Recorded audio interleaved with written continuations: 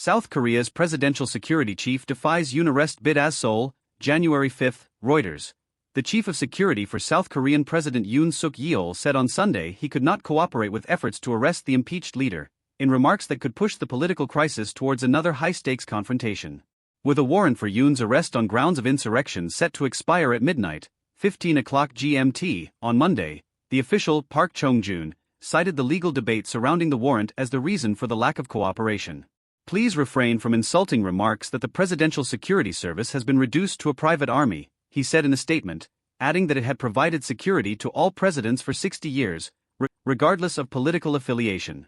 The comments came after a Seoul court rejected a complaint from Yoon's lawyers that the arrest warrant was illegal and invalid, the Yonhap news agency said. Telephone calls to the court to seek comment went unanswered. Deadline, judging the legitimacy of any legal interpretation and execution is difficult, Suk Dong-hyun, a lawyer advising Yoon, said on Facebook. If there is an error in the legality of law enforcement against the incumbent president, it will be a big problem.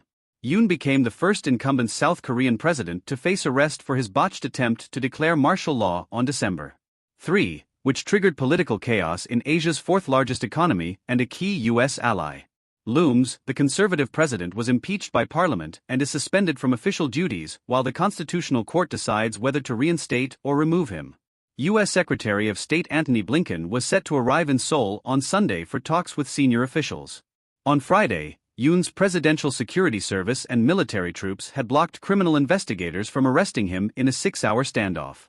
In Sunday's statement, Park dismissed as preposterous an accusation by the main opposition Democratic Party that he had ordered presidential security officers to use live ammunition if they got caught short in Friday's standoff.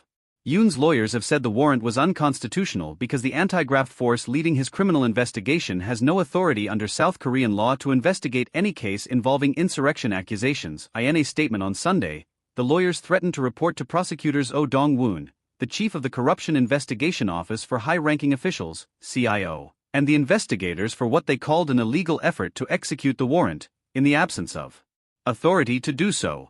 The CIO did not immediately respond to a request for comment. Rallies in heavy snow.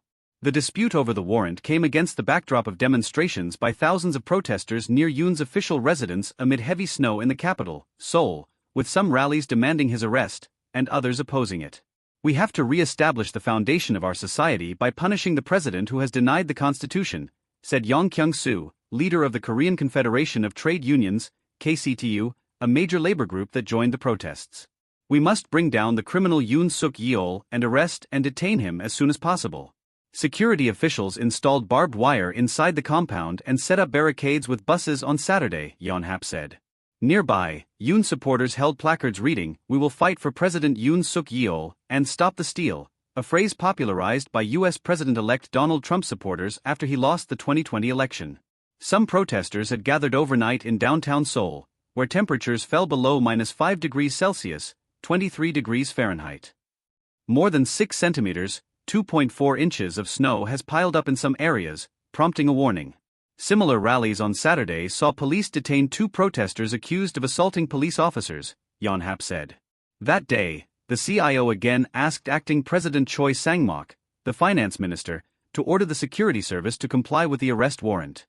A finance ministry spokesperson declined to comment. In a statement on Sunday, the ministry said Choi urged authorities to make sure no one was hurt by efforts to enforce the law.